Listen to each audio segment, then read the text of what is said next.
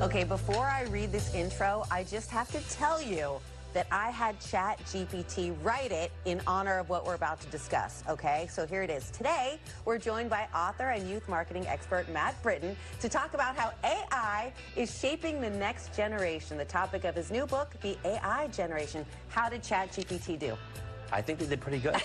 It's kind of scary. The only thing is the name of the book is Generation AI. Oh! Okay, see, so you always have to check. You do have to always check. You never know. Check it. Yeah. All right, let's get right to it, because I have two boys who are Generation Alpha, and I think about this stuff all the time. How are teenagers using this in their everyday lives? Well, I mean, teenagers obviously see ChatGPT as an opportunity to not have to do the work that they had to do before that.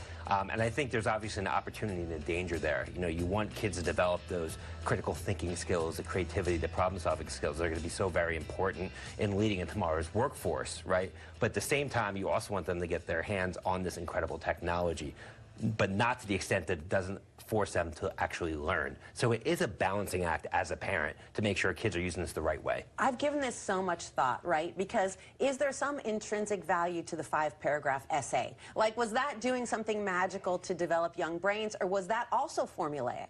Well, I do think it does something that is important for the developing brains. You know, the process of writing an essay and formulating your thoughts allows you to go through the process of forming opinions, forming your own thoughts, forming the way that you communicate. I can tell you that after writing a book, it helped me become a better communicator, and I'm not a kid anymore, right? So I do think it's important, but at the same time, there's so many things that we do in everyday life that are mundane, that are not strategic, that are not things that are aspirational, that AI can kind of disintermediate for you and allow you to be a more productive human being. Is it cheating? For example, this past week, my 15-year-old had to hand in summaries of all 5 acts of Romeo and Juliet. Okay. And he used the ChatGPT to help summarize that rather than going to the source material. Did he disclose it to the teacher?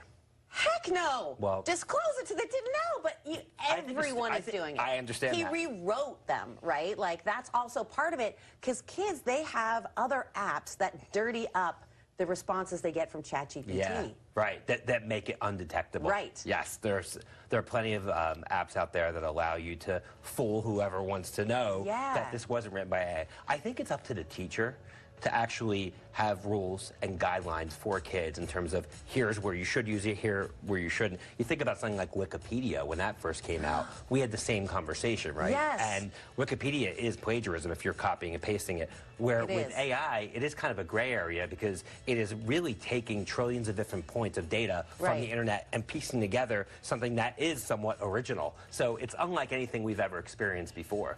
And what I've found is there's the art of the prompt. Yes. And that seems like it's going to be the job of the future. The prompting is incredibly important, having context and being thorough. But again, prompting is communication.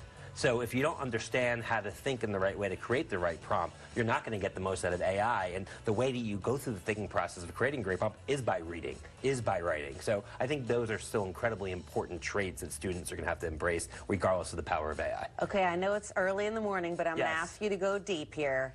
Are you worried about the brains of the kids who are in kindergarten right now developing? Are they going to be different?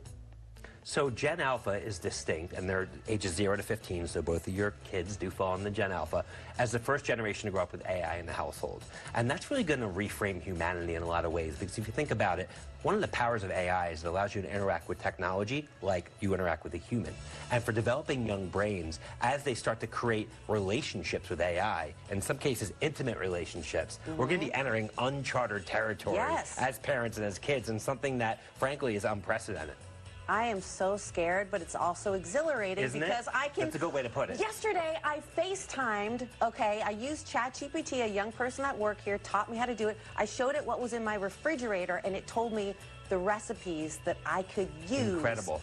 Right, but you can take a picture of Legos, like a bunch of Legos, and say, what can I make from this? It'll make it from you. For parents of kids, some cool things you can do is there's a tool called Suno.ai, S-U-N-O, where you can actually make up songs. You can make up songs about a family trip or a vacation or a cool experience you had. You can take photos of a family and you can turn it into a coloring book page for your kids. You can come up with interesting trivia and quizzes from AI. So there's lots of ways where you can interject AI into family dynamics that's very productive and fun and actually allows your kids to learn along the way. Fun, scary, exhilarating, and you should read this book. You've got to read this book. Generation AI. Thank you so much. Thanks so much for having me.